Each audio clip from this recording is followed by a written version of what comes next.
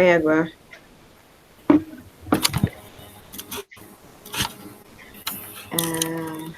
Oke, udah mulai ya. Selamat siang untuk semuanya, teman-teman semuanya. Jadi kami dari Manajemen Ekstensi FEB UI, khususnya dari kelas pelatihan dan pengembangan SDM, pada hari ini tuh kami akan mempresentasikan salah satu materi matkul pelatihan dan pengembangan SDM. Jadi temanya itu adalah tentang metode pelatihan tradisional. Nah, jadi kami itu dari kelompok satu dengan anggotanya yang pertama itu saya, Indah Nadia Revora, terus kemudian ada Alicia Permatasari, kemudian ada juga Anggi Kurniawan. Gitu. Ya, jadi untuk materi ini tuh adalah tentang metode pelatihan tradisional yang bukan artinya metode itu kuno gitu, tapi metode ini ada seorang fasilitator atau instruktur di dalamnya gitu, dan interaksinya itu dia lebih bersifat face to face gitu kan. Nah, jadi untuk lebih jelasnya akan kita mulai jelasin dari awal. Ya, next. Ya, jadi menurut studi itu pembelajaran efektif itu terdiri dari 3 model. Ada namanya 70, 20, 10 model gitu. Nah, maksudnya itu 70% itu akan efektif ketika kita bekerja atau dipraktikkan secara langsung atau learning by doing.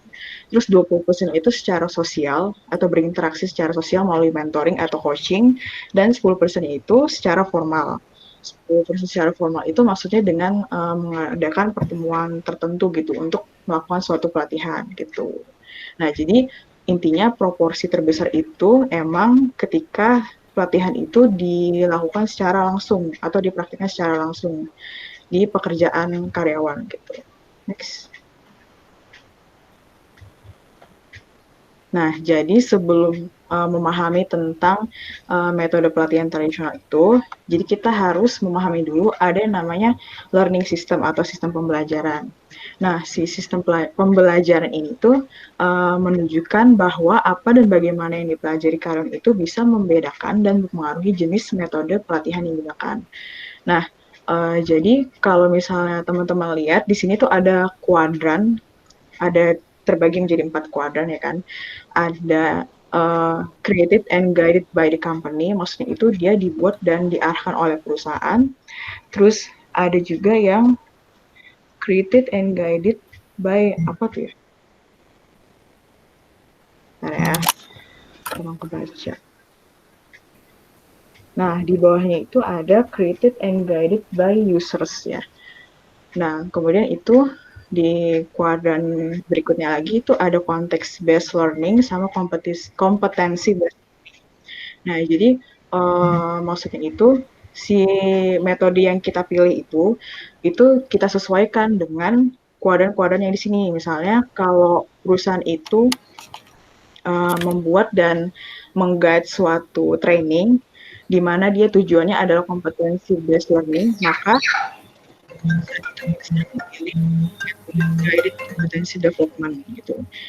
Contohnya kayak misalnya lecturing secara online ataupun training mobile learning. Nah, jadi ada sebelum memahami beberapa istilah yang harus dipahami dulu. Yang pertama itu ada namanya context based learning. Jadi context based learning itu maksudnya itu adalah pelatihan itu menerapkan pembelajaran sehari-hari dalam bekerja atau yang biasa kita ketahui sebagai on the job training ya kan. Jadi dipraktikkan secara langsung. Nah, kemudian ada juga competence development dan guided contextual learning. Jadi maksudnya itu pelatihan itu secara formal dirancang dan dikembangkan oleh perusahaan untuk mencapai tujuan yang spesifik. Nah, kemudian ada social competency development. Itu maksudnya itu perusahaan atau pelatih itu meningkatkan kompetensi pekerja melalui interaksi kan sosial tuh kan, jadi melalui interaksi. Nah, kemudian ada juga social contextual learning, dan yang dia itu sifatnya informal, terus lebih ke peer to peer atau antara rekan kerja ke rekan kerja, dan dia juga spontan gitu sesuai kebutuhannya. Nah, jadi kalau misalnya balik lagi ke yang dijelaskan sebelumnya, jadi contohnya di sini misalkan si perusahaan itu menciptakan dan mengguide suatu training ya kan, dan dia itu tujuannya misalnya tadi ke context based learning atau dia lebih ke on the job training gitu ya, maka si perusahaan ini bisa pakai ke kuadran yang ini guided contextual learning. Misalnya tuh kayak ada simulasi, on the job training, terus behavior modeling, sama experiential learning. Nanti itu akan dijelaskan oleh materi-materi berikutnya. Nah, kemudian kalau misalnya si perusahaan itu lebih ke dikembangkan oleh user dan dia itu lebih context based learning, itu perusahaan bisa memilih social contextual learning. Contohnya itu pelatihan dengan menggunakan media sosial media. Jadi kan misalnya kayak si perusahaan itu atau misalnya divisi HR dia khusus punya akun untuk training karyawan ya kan. Dimana sekarang itu kan sosmed itu kita bisa mengisi konten apapun kan, misalnya melalui video ataupun melalui poster, di mana di situ tuh ada konten-konten pelatihan. Nah, itu bisa jadi salah satu sarana pelatihan gitu. Nah, kemudian kalau misalnya dia itu dibuat dan di-guide oleh user, kemudian dia tujuannya adalah kompetensi based learning, maka perusahaan itu bisa pakai social competency development, misalnya kayak mentoring atau job experience ataupun coaching gitu. Next.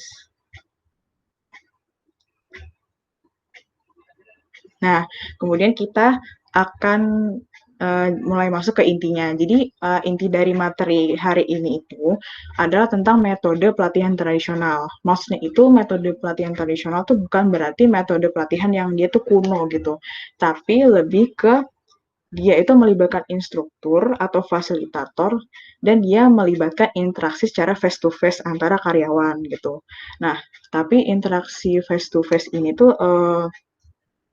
antara si fasilitator atau instruktur kepada karyawan itu dia nggak berarti maksudnya harus secara langsung gitu kan, tapi karena dengan adanya kemajuan teknologi itu bisa secara virtual aja gitu, misal kayak Google Meeting gitu kan. Yang penting itu antara karyawan dengan karyawannya itu harus face to face dan harus ada fasilitatornya gitu atau instrukturnya gitu. Next. Nah, kemudian untuk kategori pelatihan tradisional ini sendiri itu dibagi menjadi 3 metode. Yang pertama itu ada metode presentasi seperti yang misalnya yang kita lakukan sekarang ini, terus ada metode hands-on sama metode pembentukan kelompok. Nah, untuk masing-masing metode itu akan kita jelaskan satu persatu. Next.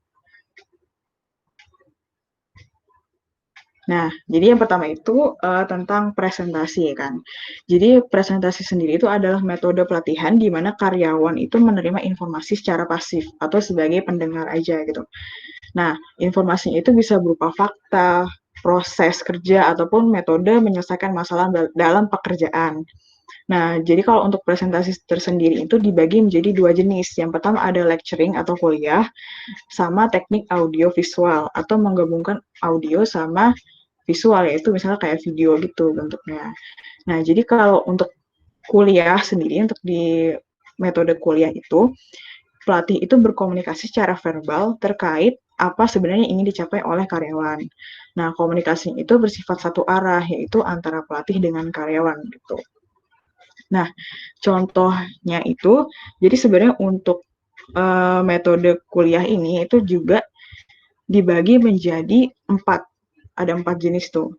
Nah, yang pertama itu ada namanya standard lecture. Jadi kalau di standard lecture itu, dia itu pelatih atau trainers itu, dia berbicara dan dibantu sama penjelasan virtual. Kayak misalnya ada PowerPoint ya kan, terus ada pakai papan tulis dan lain-lain gitu. Nah, kemudian ada juga namanya team teaching. Jadi kalau team teaching ini ada 2 atau lebih pelatih yang dia itu mempresentasikan atau memberi topik yang berbeda atau sudut pandang yang berbeda dari topik yang sama. Nah, kemudian ada guest speakers, itu maksudnya kayak mengundang speaker itu atau narasumber dari pihak lain gitu kan. Nah, jadi dia tuh mengundang pembicara dalam sesi-sesi tertentu gitu. Nah, kemudian ada panels. Jadi kalau panels itu dia lebih ke 2 atau lebih pembicara itu memberikan informasi dan dia menanyakan pertanyaan kepada karyawan. Nah, kemudian ada student presentation. Jadi ada beberapa orang karyawan atau trainees, dia itu harus mempresentasikan topik ke kelasnya gitu. Nah, jadi kalau kelebihan dari metode kuliah ini sendiri jelas dia lebih hemat biaya dan waktu, terus dia juga lebih efisien dan mampu mentransfer pengetahuan itu secara langsung, terus bisa mengirimkan pesan yang konsisten, dan mampu menggambarkan passion dan antusiasme dari topik itu sendiri gitu. Nah, kekurangannya jadi itu keterlibatannya lebih kurang gitu kan. Terus umpan balik dan hubungan yang bermakna dari karyawan itu juga lebih kurang gitu kan. Karena kan emang dia itu pasif kan, si karyawan itu lebih pasif gitu. Jadi akan lebih sedikit umpan baliknya.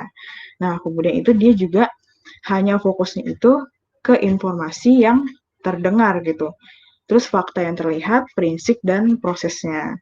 Nah, kemudian itu dia kekurangan juga sulit untuk menilai pemahaman karyawan secara cepat gitu. Karena kan emang si karyawan ini kan apa ya, kayak lebih pasif gitu kan. Nah, apa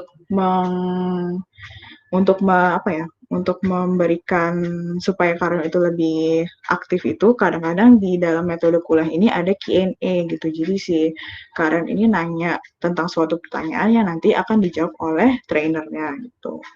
Next. Nah, kemudian ada teknik audio visual. Nah, jadi kalau di teknik audio visual itu, dia instruksinya lebih ke audio visual atau dia menggabungkan antara audio dengan visual, misalnya kayak video gitu kan. Nah, jadi kadang-kadang itu kan ada training yang sifatnya itu dia perusahaan lebih ngasih ke video tertentu di mana si karyawan ini harus ngikutin step-step yang ada di video itu gitu. Nah, jadi kelebihannya itu pelatih itu bisa lebih fleksibel gitu. Karena kan dia cuma ngasih video terus si karyawan nonton ya kan dan ikutin step-stepnya gitu. Nah, kemudian karyawan itu lebih bisa mengontrol pembelajaran mereka tersendiri gitu karena video itu kan bisa di-play kapanpun ya kan. Artinya kalau misalnya dia lagi butuh, ya dia bisa play gitu. Jadi misalnya dia butuh informasi, dia bisa play gitu. Jadi kayak dia bisa mengatur sendiri gitu sesuai kebutuhan informasinya ya kan. Nah, terus karyawan itu bisa mendapat gambaran tentang peralatan, masalah, dan kejadian yang sulit didemonstrasikan. Karena kan kadang kalau misalnya dari kuliah doang itu kan kita nggak bisa tergambarkan gitu. Nah, dengan video ini tuh bisa dijelaskan secara bentuk audio dan visualnya gitu. Jadi si karyawan tuh lebih tergambarkan di pikirannya gitu. Nah, terus Karen itu mendapat instruksi yang konsisten karena kan istilahnya kayak video itu dia direkam sekali, kemudian diputar untuk periode-periode berikutnya gitu. Jadi emang kontennya ya sama seperti itu gitu. Nah, kemudian itu umpan baliknya itu lebih cepat dan dia lebih objektif. Terus hanya memerlukan pengetahuan tentang teknologi dan peralatan yang minim gitu. Karena kan emang bikin video itu sebenarnya mudah ya kan. Nah, kekurangan itu lebih ke pendekatan kreatifnya gitu. Uh, Pendekatan kreatifnya itu kadang-kadang bisa mengurangi poin penting dalam pembelajaran, misalnya kayak terlalu banyak narasi, terlalu banyak drama gitu kan. Nah, yang itu hal-hal seperti itu yang bisa bikin kalian tuh malah nggak dapet gitu inti dari pembelajaran dari video itu gitu. Next. Nah, kemudian ada metode hands-on. Jadi kalau di metode hands-on ini, maksudnya itu metode itu membuat karyawan menjadi lebih aktif dibandingkan metode yang sebelumnya. Terus metode ini tuh juga ideal untuk mengembangkan keahlian yang spesifik, terus memahami bagaimana keahlian dan perilaku dapat diterapkan, dan bisa merasakan semua aspek dalam menyelesaikan pekerjaan, serta menghadapi masalah interpersonal yang timbul dari pekerjaan. Jadi hands-on ini sendiri itu terbagi menjadi ada 6 ya kan, ada on the job training, terus simulasi, studi kasus, permainan bisnis atau bisnis game, terus ada role playing dan permodelan perilaku. Nah, pertama itu akan dijelaskan dulu tentang on the job training. Jadi kalau untuk on the job training itu maksudnya itu pembelajaran itu dilakukan dalam work setting atau kayak dalam kondisi yang karyawan tuh benar-benar lagi kerja gitu. Dan si karyawan itu mengobservasi rekan ataupun manajer dalam melakukan pekerjaan hingga akhirnya mereka ikutin si rekan kerjanya atau manajer itu kerjanya gimana sih gitu kan.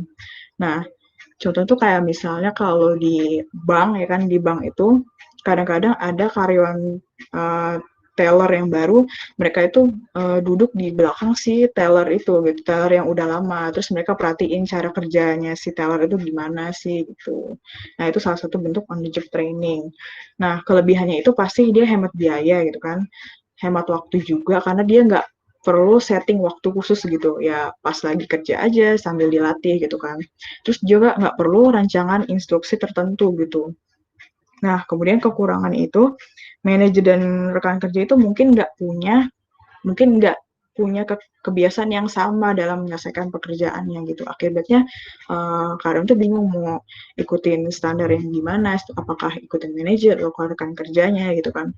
Atau mereka itu sebenarnya nggak begitu paham pentingnya praktek gitu. Praktek, demonstrasi, dan umpan balik dari on the job training itu supaya hasilnya tuh efektif ke karyawan. Gitu. Nah, kemudian itu si on the job training sendiri itu dibagi menjadi self directed learning sama magang atau internship gitu. Next. Nah, supaya efektif ada beberapa hal yang harus dilakukan dalam on the job training. Yang pertama itu perusahaan atau pelatih mungkin harus bikin policy statement gitu atau kayak kebijakan-kebijakan terkait sama on job training itu gitu.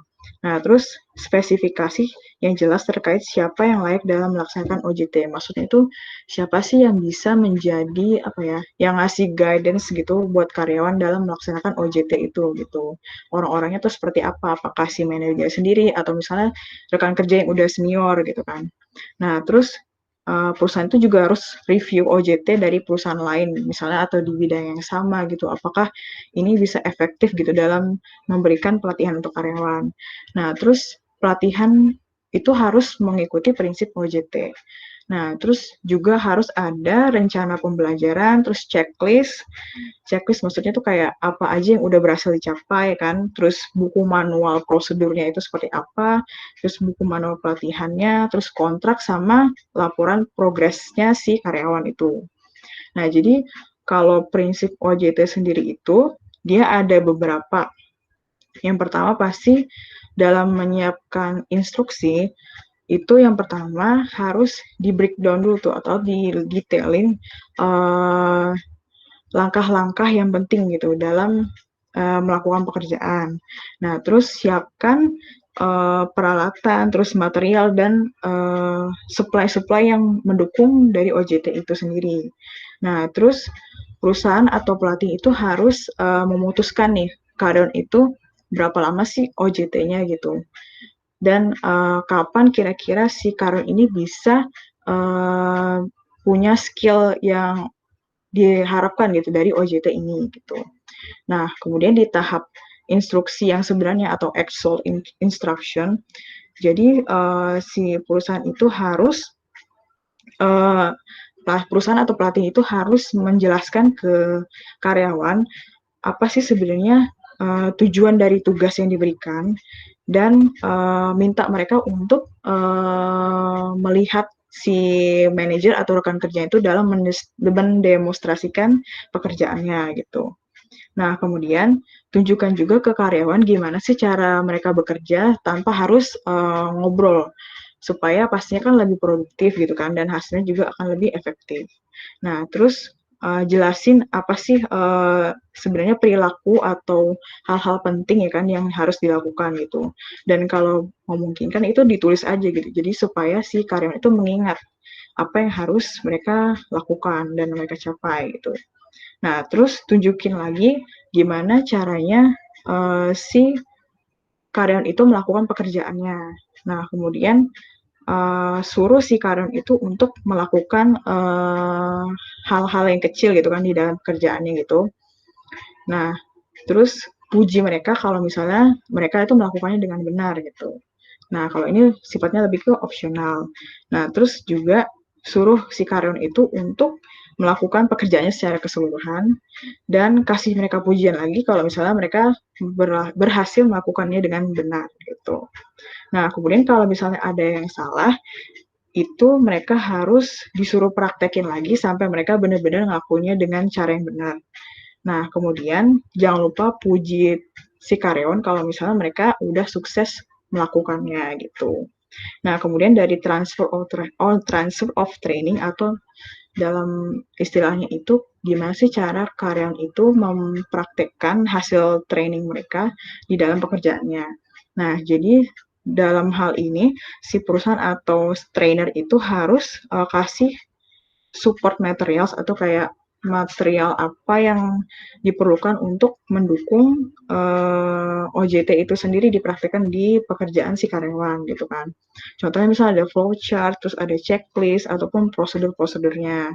Nah, terus kalau bisa itu si manajer ataupun trainer itu harus mendukung dan mengobservasi pekerjaan si karyawan apakah emang udah sesuai dengan yang diharapkan atau belum gitu. Nah, kemudian yang terakhir itu jangan lupa untuk dievaluasi gitu.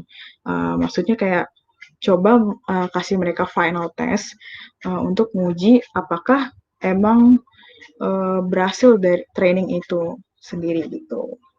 Next. Nah, kemudian ada yang namanya self-directed learning atau ini juga bagian dari OJT. Nah, jadi kalau self-directed learning sendiri, ini tuh memungkinkan karyawan itu bertanggung jawab atas semua aspek pembelajaran, termasuk kapan dimulainya dan siapa aja yang terlibat.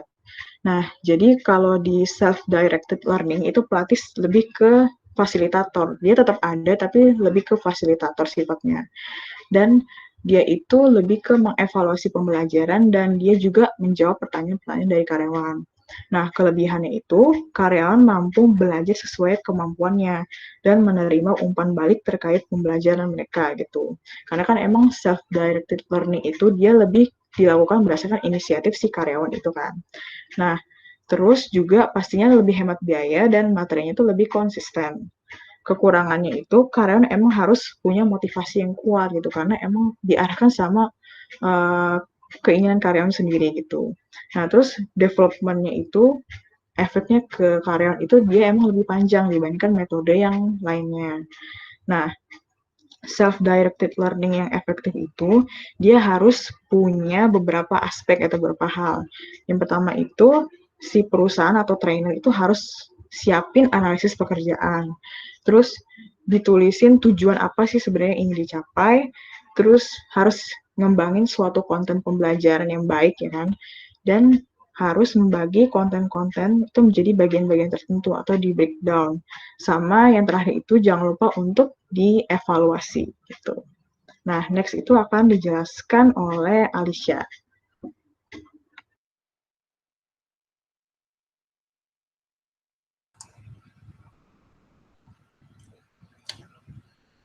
Ya, selanjutnya saya akan menjelaskan mengenai magang atau apprenticeship.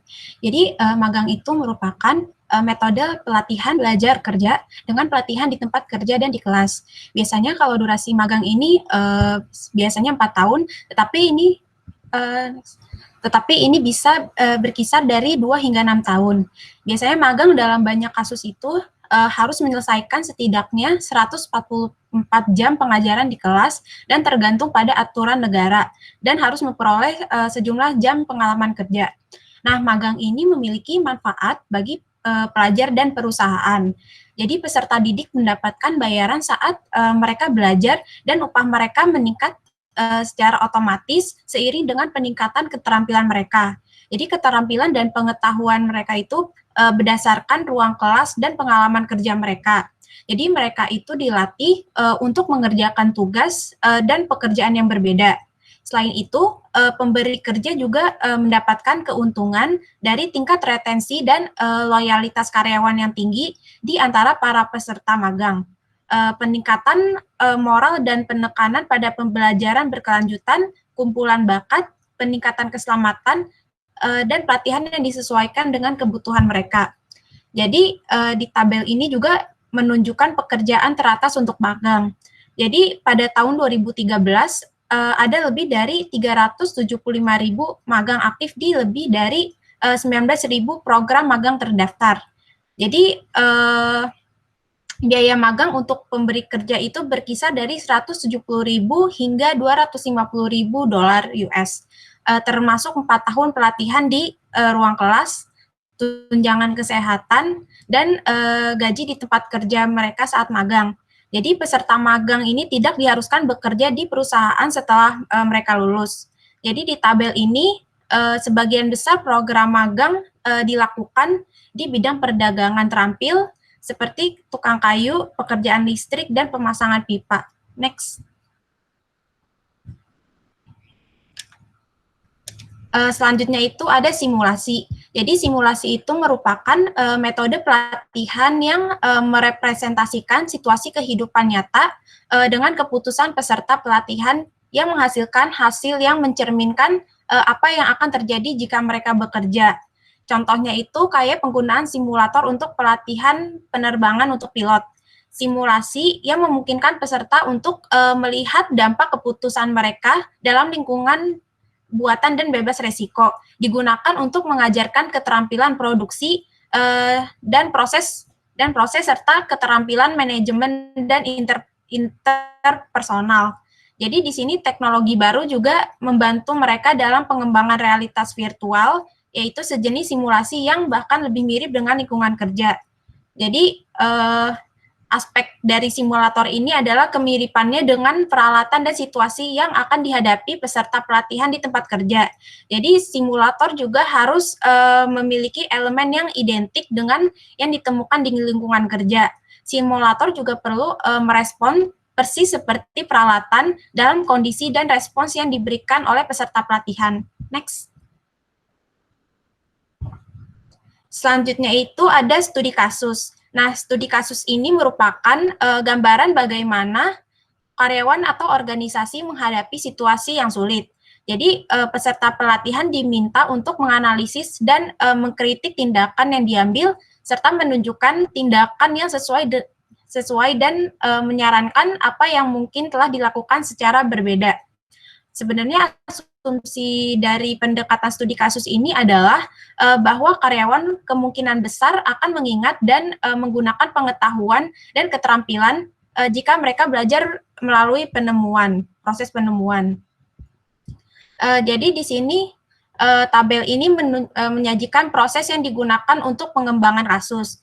Jadi langkah pertamanya itu dengan mengidentifikasi masalah atau situasi. Penting sebenarnya untuk mempertimbangkan apakah kasus ini terkait dengan tujuan instruksional, memaksa pengambilan keputusan, atau dapat diceritakan dalam jangka waktu yang wajar dan dapat diterapkan pada situasi yang mungkin dihadapi peserta pelatihan. Informasi tentang masalah atau situasi juga harus dapat diakses dengan mudah. Lalu langkah selanjutnya itu meneliti dokumen, mewawancarai partisipan, dan memperoleh data yang memberikan rincian kasus. Lalu data yang ketiga itu adalah menguraikan cerita dan menghubungkan detail dengan poin-poin yang relevan dalam cerita. Dan yang keempat itu, media yang digunakan untuk menyajikan kasus harus ditentukan. Juga pada tahap ini, dalam pengembangan kasus, pelatih harus mempertimbangkan bagaimana studi kasus akan dilakukan. Ini mungkin melibatkan penentuan apakah peserta akan bekerja secara individu atau dalam tim, dan bagaimana peserta akan melaporkan hasil analisis mereka. Dan yang terakhir itu, bahan kasus yang telah disiapkan. Ini termasuk mengumpulkan gambar, tabel, artikel, uraian, dan lain-lain. Next. Selanjutnya itu ada bisnis game atau game bisnis. Jadi permainan bisnis ini mengharuskan peserta untuk mengumpulkan informasi, menganalisisnya, dan membuat keputusan. Jadi permainan bisnis ini digunakan untuk pengembangan keterampilan manajemen. Permainan pembelajaran ini terlibat secara permainan bisnis ini terlibat secara aktif dan karena permainan ini meniru sifat kompetitif bisnis. Jadi, jenis keputusan yang diambil peserta dalam permainan ini mencakup semua aspek praktik manajemen, yaitu hubungan kerja, etika, pemasaran, dan keuangan. Jadi game ini juga digunakan untuk mengembangkan keterampilan khusus pekerjaan seperti contohnya itu perbaikan pesawat.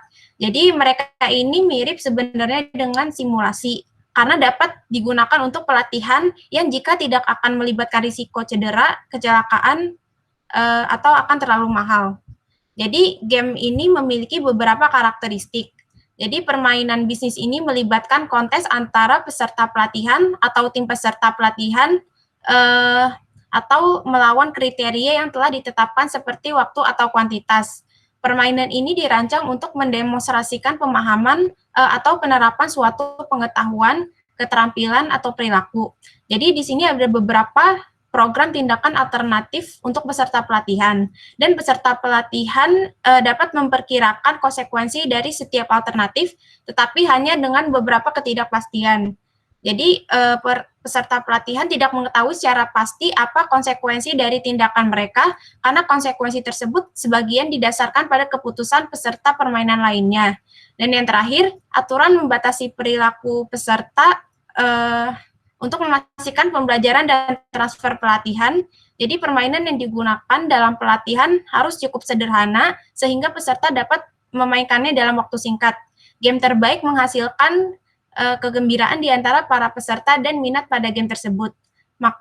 Makna permainan ditingkatkan jika realistis. Peserta pelatihan perlu merasa bahwa mereka berpartisipasi dalam bisnis dan memperoleh pengetahuan, keterampilan, dan perilaku yang berguna bagi pekerjaan. Next. Selanjutnya itu ada role plays. Jadi role plays atau permainan peran ini dia mengacu pada pengalaman di mana peserta pelatihan mengambil peran seperti manajer, klien, atau karyawan yang tidak puas dan mengeksplorasi apa yang terlibat dalam peran tersebut. Jadi permainan peran ini biasanya dimasukkan dalam program pelatihan yang melibatkan keterampilan interpersonal seperti komunikasi, penjualan, memberikan umpan balik kinerja, dan pembangunan tim. Jadi permainan peran ini dapat diselesaikan dalam kelompok kecil yang terdiri dari 2 hingga 3 orang, di mana semua peserta pelatihan menyelesaikan permainan peran tersebut.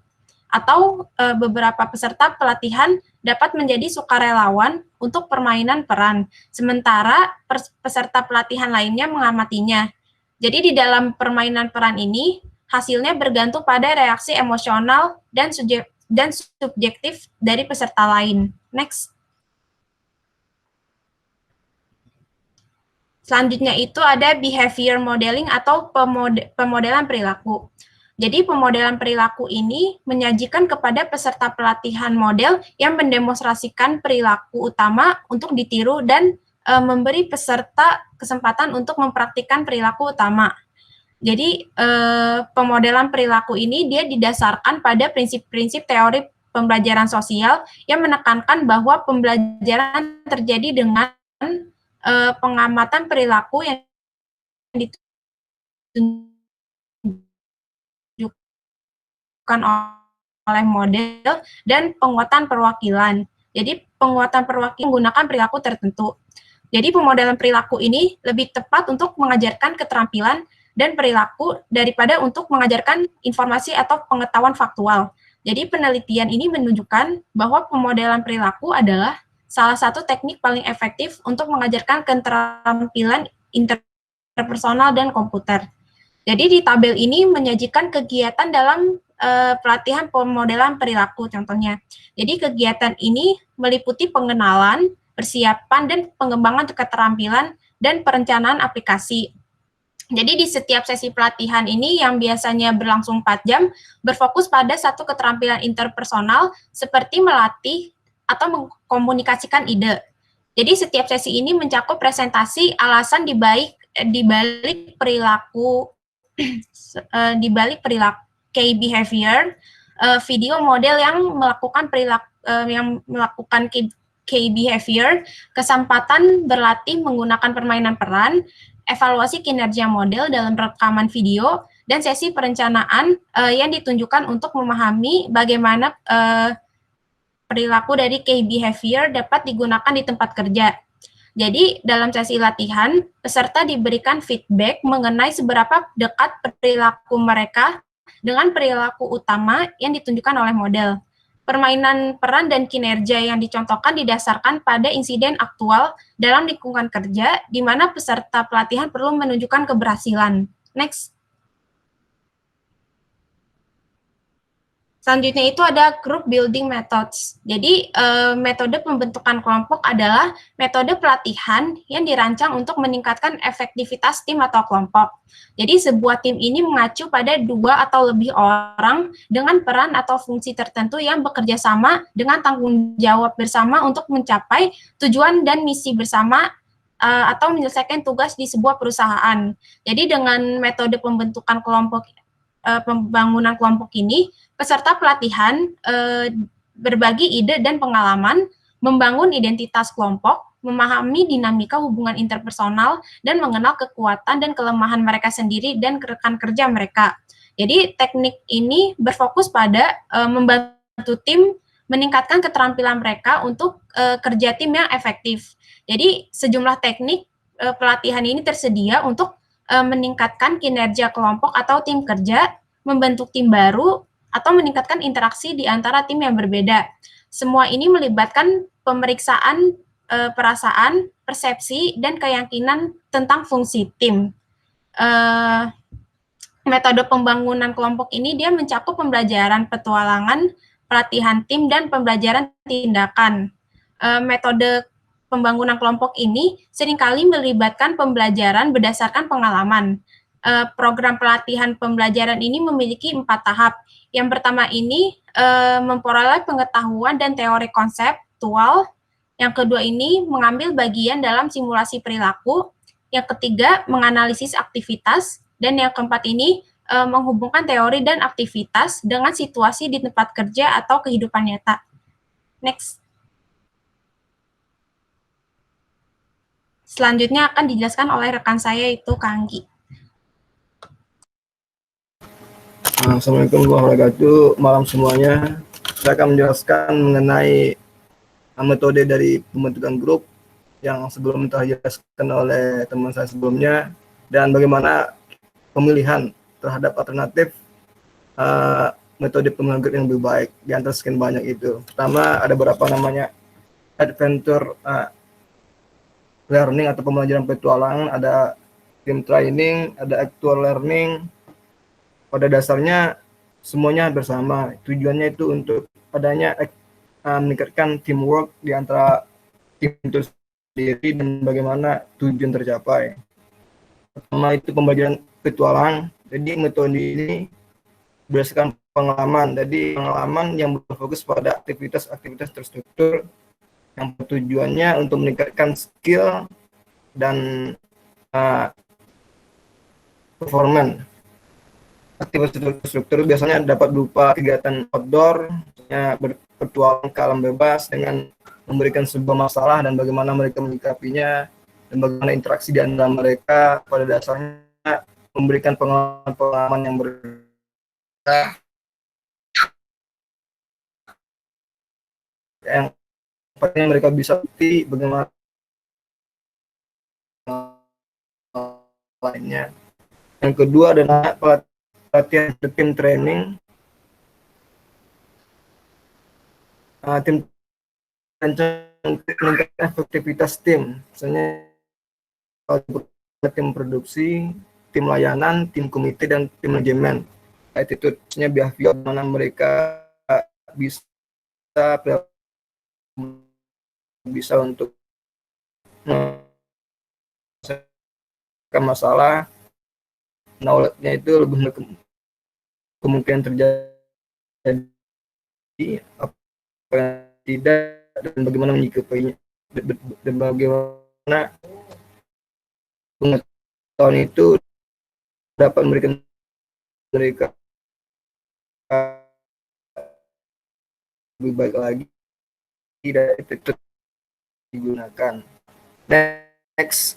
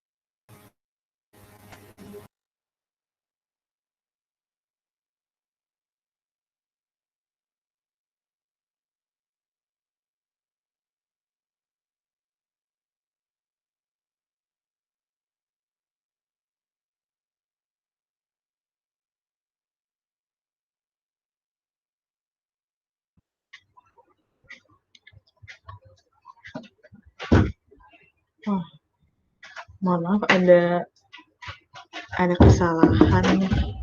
Bentar ya, di refresh dulu.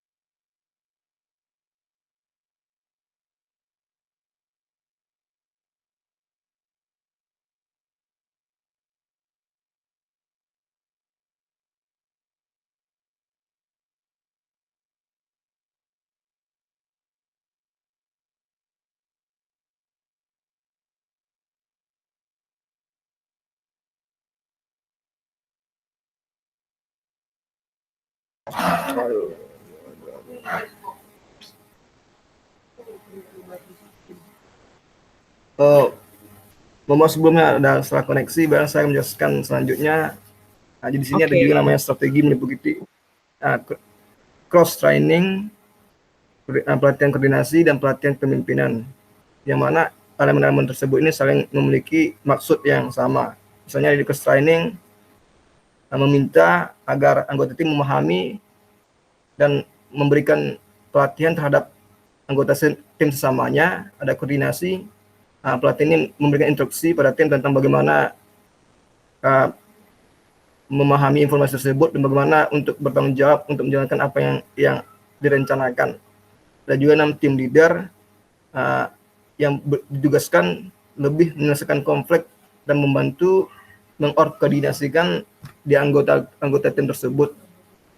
Ada juga namanya skenario based training.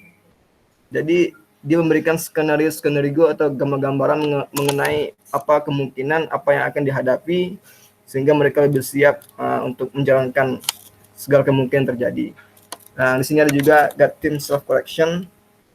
Jadi di sini lebih ke correction, kalau andaikan ada yang salah, bagaimana memperbaikinya, bagaimana cara untuk mengatasinya, dan bagaimana terus belajar yang berkelanjutan supaya tim lebih solid, tim lebih baik. Next.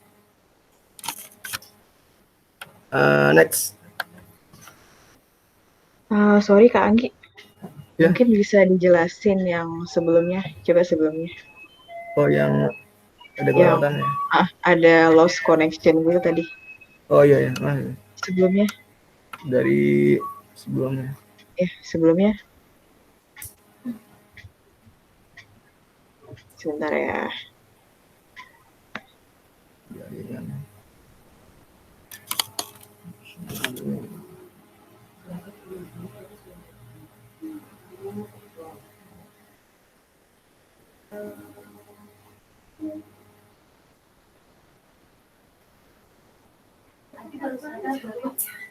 Nah, boleh jelasin dari sini? Boleh. Ya. Jadi kan tadi kan jelaskan bahwa ada itu metode membangun kelompok yang sebelum telah jelaskan teman saya. Jadi ada namanya adventure training, ada team training, ada actual training. Jadi ada 3 ya.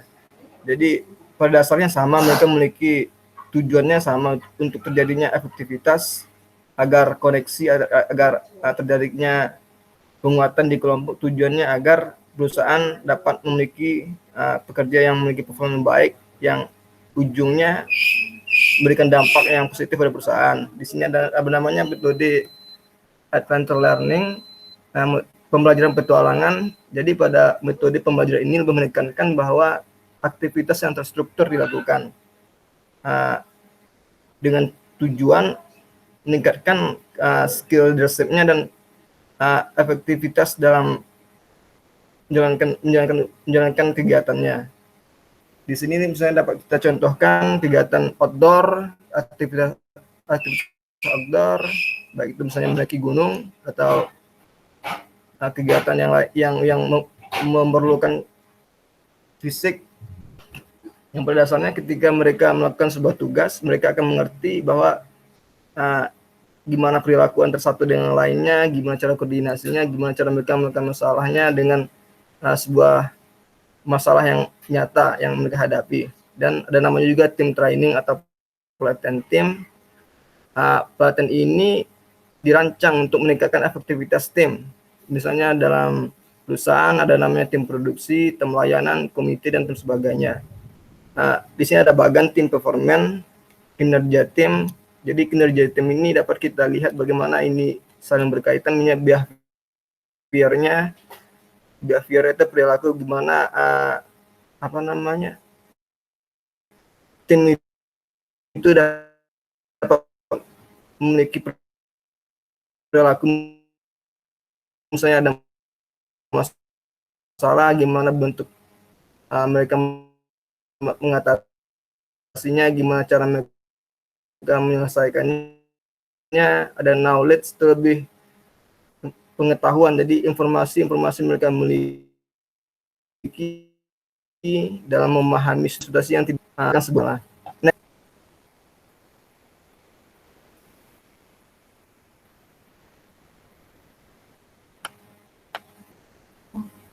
Next lagi. Jadi dalam next ya.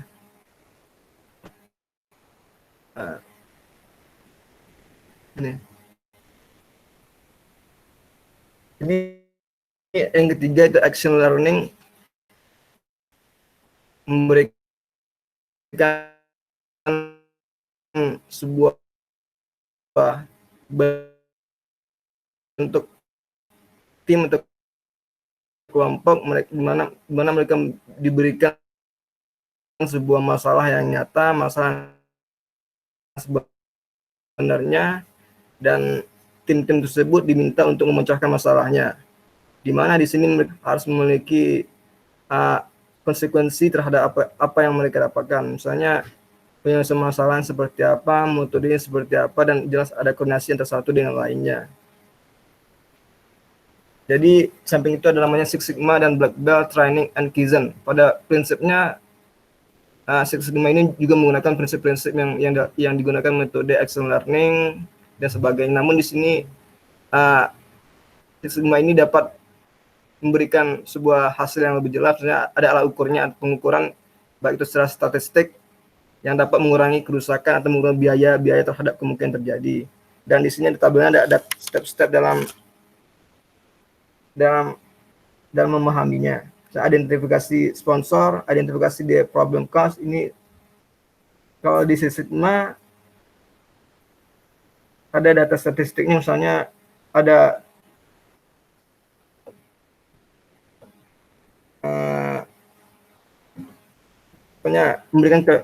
ada pengukuran dan statistik untuk membantu mengurangi cacat, misalnya dalam memotong biaya, standar kualitas dengan tujuan tidak lebih dari 3, cacat dan per juta proses,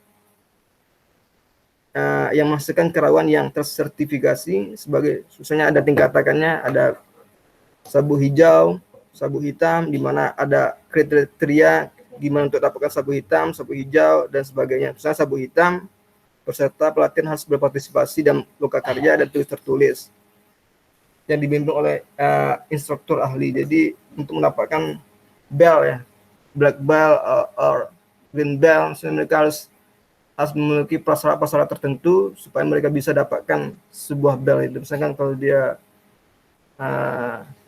petinju, maka dia harus bisa mengalahkan tantangan yang dihadapinya. Next.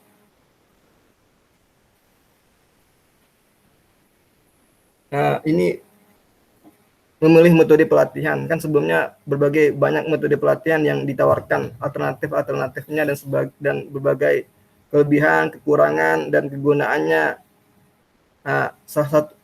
salah satu cara untuk memilih metode pelatihan adalah membandingkan metode, atau di sini ada tabel 711 comparison of training method. Jadi membandingkan atau melakukan kalkulasi terhadap setiap metode-metodenya. Di sini ada bentuk metodenya presentasi, hands-on, ada group building, di mana presentasi ada lecture, ada video, ada OJT, sedangkan di hands-on ada self-directed learning, apprehensive simulation, case study, sedangkan di group building ada namanya behavior modeling, adventure learning, team training, and action learning. Pada dasarnya semuanya sangat digunakan tergantung desain dan kebutuhan yang diinginkan. Nah, dapat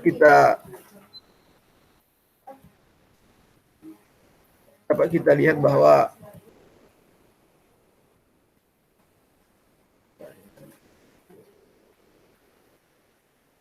langkah pertama dalam memilih metode adalah mengidentifikasi jenis hasil pembelajaran yang diinginkan, yang akan dipengaruhi oleh pelatihan tersebut. Metode pembelajaran harus sesuai dengan hasil pembelajaran yang diinginkan. Yang diinginkan metode mengarah pada hasil yang positif. Jadi desainnya harus jelas. Hasil yang diharapkan terhadap pelatihan itu juga jelas. Misalnya jika Anda tertarik untuk meningkatkan keefektivitasan kelompok atau tim, Anda harus memilih salah satu metode pembangunan kelompok, misalnya pembelajaran petualangan, pelatihan tim, atau pembelajaran aktual atau action. Jadi pada dasarnya setiap pelatihan ini memiliki kelebihan kekurangan tergantung tujuannya dan hasil yang ingin mau dicapai. Sekian dari kami, mungkin terima kasih atas partisipasinya atau perhatiannya. Saya kembalikan pada yang pertama, itu mediator saya, Mbak Indah, silahkan. Ya, terima kasih untuk Alicia dan Anggi. Jadi presentasi kami udah selesai sampai di sini. Mungkin nanti kalau teman-teman ditanyakan bisa langsung di kelas kita atau nanti bisa di komen aja di YouTube ini ya. Gitu. Nanti akan kita coba jawab satu persatu. Ya, terima kasih. Mohon maaf ya atas kekurangannya. Tadi ada kendala koneksi. Semoga materinya bisa diterima. Ya, terima kasih. Assalamualaikum warahmatullahi wabarakatuh. Waalaikumsalam warahmatullahi wabarakatuh.